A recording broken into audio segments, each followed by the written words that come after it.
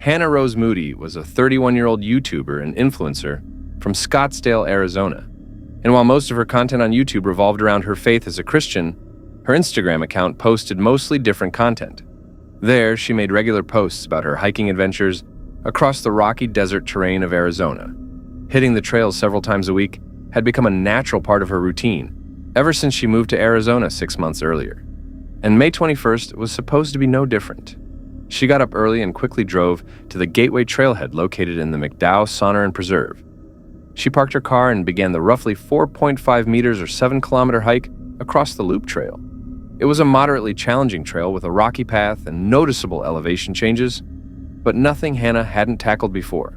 She felt fairly confident she could finish the hike in under 3 hours, and even made plans to hang out with friends at lunch. Unfortunately, what started as just another ordinary hike ended with a devastating tragedy.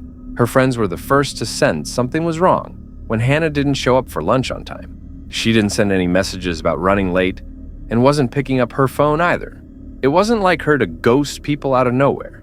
So, after waiting at the restaurant for many hours, her friends decided to check on Hannah at her home at around 7:50 p.m., hoping she was simply resting after a tough hike. But when they arrived at her house, her car was missing from the driveway. The lights were off and the door was locked. Seeing this, they immediately contacted the authorities.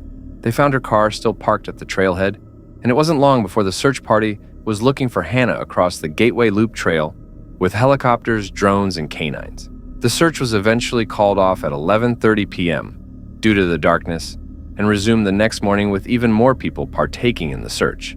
This went on till about 12:05 p.m. when a helicopter pilot made the heartbreaking discovery Hannah's friends and family were dreading all night. Just 600 yards off the trail, rescuers discovered the remains of Hannah Moody lying face down on the desert ground.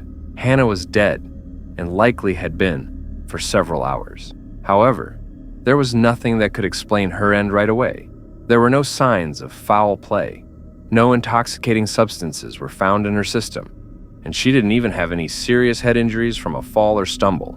With that, the only explanation investigators were able to come up with was that Hannah lost her life due to extreme heat. You see, the temperature in the Gateway Trail region soared to over 102 Fahrenheit, or about 39 degrees Celsius, the day prior when Hannah was hiking. She likely suffered from a heat stroke and wandered off the designated path in confusion before collapsing and eventually passing away, leaving her YouTube and Instagram videos as an unintentional final goodbye to her loved ones. Andrew Cross was a 36-year-old outdoor YouTuber from Grand Junction, Colorado.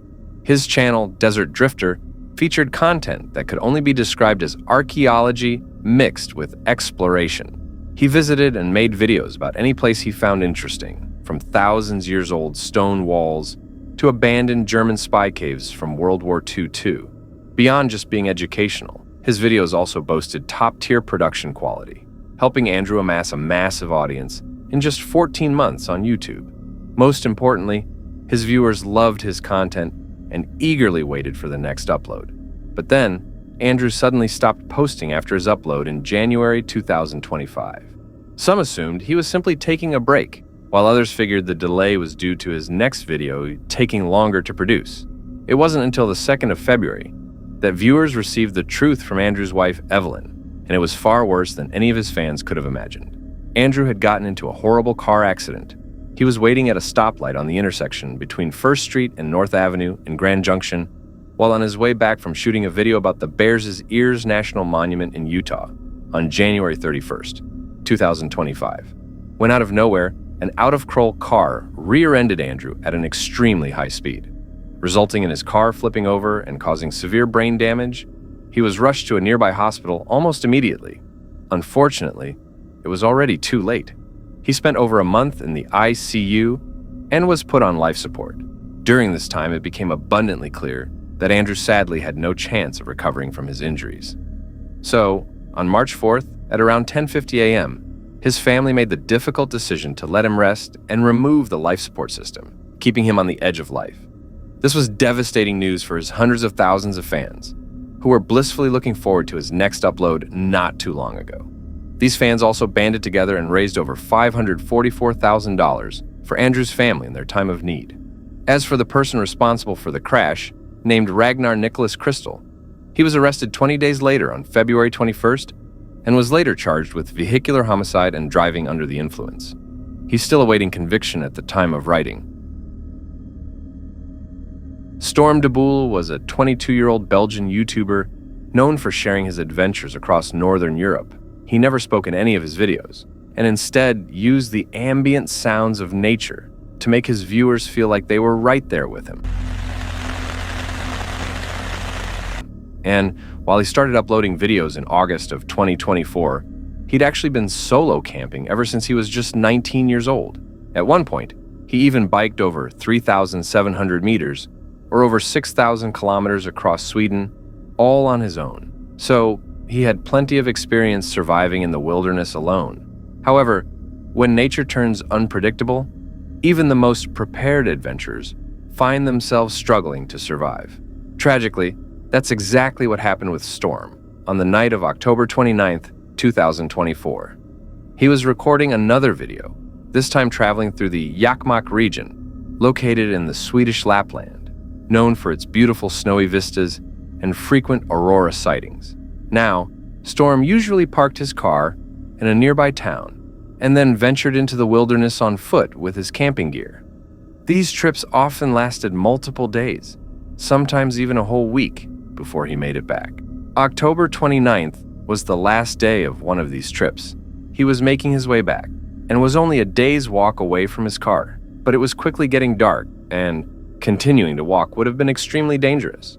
So, Storm made the decision to set up his tent and sleep for the night. A cold breeze was already sweeping through the region, prompting Storm to mount snow around his tent as a makeshift barrier before going to sleep.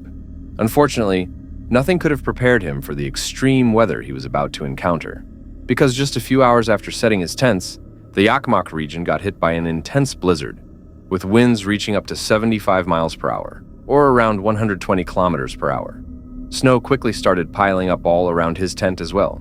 But worst of all, the temperature not only fell below freezing to 21 degrees Fahrenheit, or minus 6 degrees Celsius, the strong wind made it feel as cold as 0 degrees Fahrenheit, or minus 18 degrees Celsius. Maybe he realized the gravity of his situation at this point and wanted to contact his loved ones, because at around midnight, his friend received a video of him showing his tent getting torn apart by the terrifyingly strong wind, with him stating, "Tonight it's going to get worse." Jesus Christ. He also called his grandmother right after and reassured her of his safety, stating, "It's snowing heavily here, but don't worry, I'll survive, you know." Then, at 2:36 a.m., the Swedish authorities received an SOS call from Storm.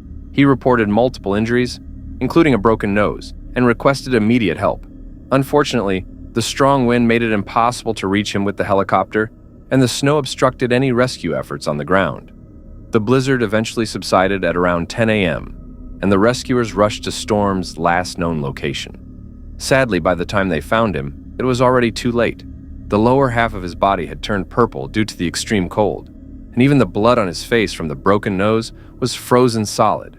Oddly enough, he was found roughly 1.6 miles or 2.6 kilometers away from his collapsed tent. It's unclear if he was forced to ditch the tent after it collapsed, or if he set out before that happened. In either case, he was walking towards his car when he likely fell, broke his nose, and then contacted the authorities. The only silver lining in Storm's tragic end is that at least he died doing what he loved. As he told his father when he first started going on these solo camping trips, "Dad, it took me a long time to know what I wanted, but that's what I want."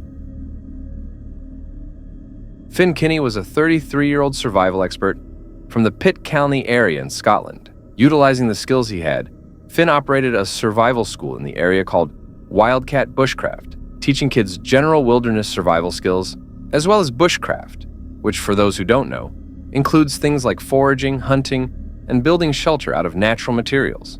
The business was also accompanied by a YouTube channel of the same name, where Finn shared his knowledge and experience with the world for free. His content was both informative and entertaining, allowing him to slowly build a small but loyal audience. What these viewers didn't realize, however, was that one day, this very channel would also play a role in Finn's tragic end. Things went south on the 25th of March, 2022, when Finn was dropped off at the B873 road near Loch Nabor in southern Thurland. His goal was to head south and hike the 45-mile distance to the small village of Goolsby and make a video about the bushcrafting skills he had used along the way. Now, his family knew the journey would take more than a day, so they weren't too concerned when he didn't reach his destination right away. But then, 3 days passed, and there was no sign of Finn anywhere. Even more concerning was the fact that he didn't make any contact throughout this time, with every call from his family going straight to voicemail. So on day 3, Finn's father called the police and filed a missing person report, all while holding on to the hope that his son was simply lost, had broken his phone, or was just taking his time on the hike. Sadly, that couldn't have been further from the truth. In reality, Finn had somehow vanished from the area without a trace, and despite the police spending months searching the area surrounding Loch Naver, they couldn't find a single clue about his current whereabouts. Finn was even featured on a British Unsolved mystery-style show about missing people called Vanished, but that also led nowhere.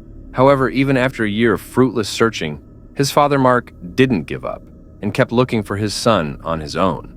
And after 19 months of following the same routine, he finally found the first real clue: Finn's backpack, partially hidden in the bushes, along the bank of Loch Naver. While Mark never disclosed exactly what was inside, it gave him and the rest of Finn's family reason to believe that Finn had tried to take a shortcut across the loch and ended up drowning by accident. So, after searching for his body for a few more months, they made the tough decision to stop searching and accept the fact that Finn was truly gone. That said, many on the internet find it hard to believe that Finn actually tried to swim across the Naver and lost control in the process. Many asked why a professional survivalist would make such a rookie mistake, especially when he still had a multiple miles-long journey ahead of him. Even if he had somehow made it across the Loch Naver, this doubt has given rise to many alternative theories that attempt to explain his mysterious disappearance. These range from fairly out there speculations like Finn doing this, to fake his own death and build a new life, to some truly chilling hypotheticals, like Finn going into the loch on purpose to end it all. Unfortunately, there just isn't enough evidence to confirm or deny any of these theories. What exactly happened to Finn remains a mystery to this day.